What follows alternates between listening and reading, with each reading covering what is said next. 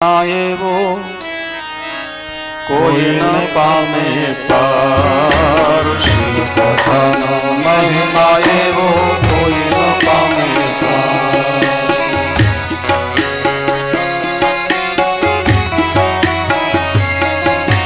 શિવ કથાનો મહિમા એવો કોઈ ન પામે પાર, શિવ કથાનો મહિમા મોટો કોઈ ન પામે પાર. આદિ વ્યાધિ ઉપાધિ મટાડે,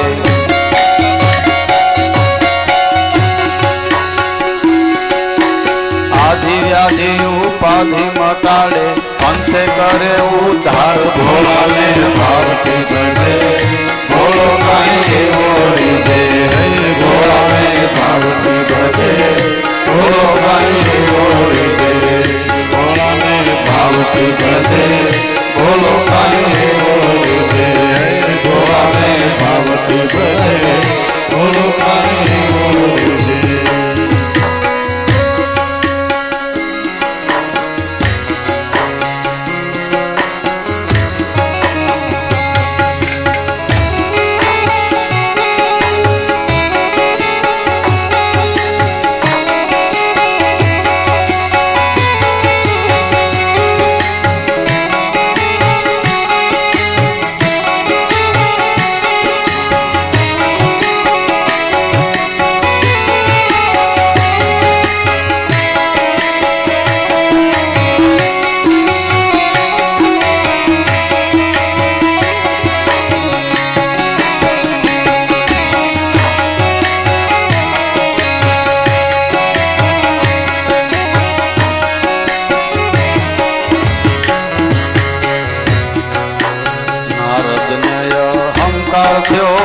મમત જીતી જાય,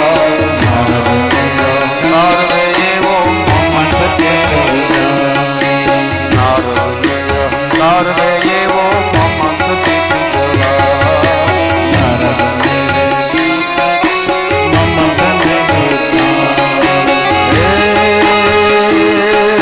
શિવે ચાયે મુનિ મુંજાણા,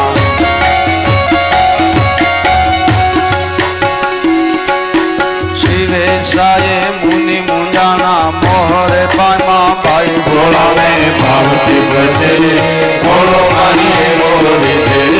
ભોળાને ભારતી ભજે, ભોળો કાંઈ એવો રીધે. ભોળાને ભારતી ભજે, ભોળો કાંઈ એવો રીધે.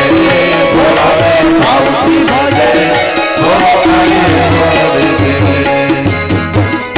ભોળાને ભારતી ભજે, ભોળો એવું કાંઈ રીજે.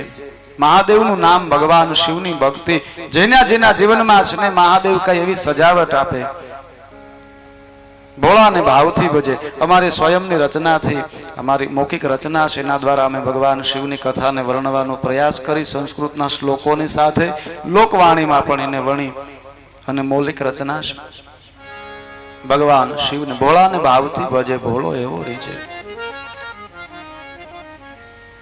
સંસુલાને શિવ ભક્તિનો થયો છે આધાર, પ્રેત યોનિથી પતિ છોડાયો ને કૈલાસે વસનાર. ભોળાને ભાવથી ભજે.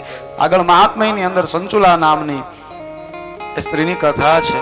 ભગવાન શિવની ભક્તિ દ્વારા એણે પોતાનો પતિ જે પ્રેત યોનિમાં હતો, એ સંસુલાએ અંત સમયે જીવનભર જેણે અધર્મનું પગલું ભરીને જીવવું પડ્યું, તો અધર્મના માર્ગે હાલવું પડ્યું. એ સંસુલાએ એના વૃદ્ધાશ્રમમાં, વૃદ્ધાશ્રયની અંદર જ્યારે એક શિવાલયે શિવ કથા સાંભળી, ત્યાં પુરાણી ઉમા સહિતાની કથા કહે છે, જુદા જુદા પાપ કરવાથી જીવનું જુદી જુદી યાતના ભોગવવી પડે.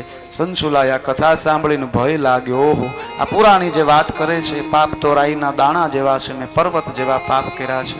અંદરથી ભય જાગ્યો અને ભક્તિ ચાર પ્રકાર